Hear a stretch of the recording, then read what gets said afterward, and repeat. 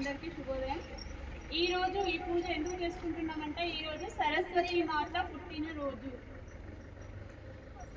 సరస్వతి మాత మన చదువుల తల్లి పుట్టినరోజును ప్రతి సంవత్సరం వసంత పంచమి రోజున అన్ని పాఠశాలల్లో దేవాలయాల్లో అందరూ ప్రార్థన చేస్తారు, పూజ చేస్తారు. ప్రతి పిల్లలు కూడా చిన్నప్పుడు పాఠశాలలో జాయిన్ అయ్యే బిఫోర్ ప్రతి సరస్వతి టెంపుల్లో తీసుకెళ్ళి అక్షరాభ్యాసం చేపిస్తారు, ఓనమాలు దిద్దిస్తారు. ఎందుకు?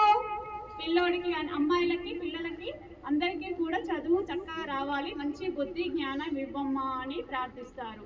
దాని మీద శ్రీమాత్రే నమః అని ఓనమాలు కూడా రాపిస్తారు సరస్వతి టెంపుల్లో. చదువుల తల్లి సరస్వతి. అందుకే మీరు పాఠశాలకు వచ్చి ఏం నేర్చుకుంటున్నారు? చదువు, విజ్ఞానం.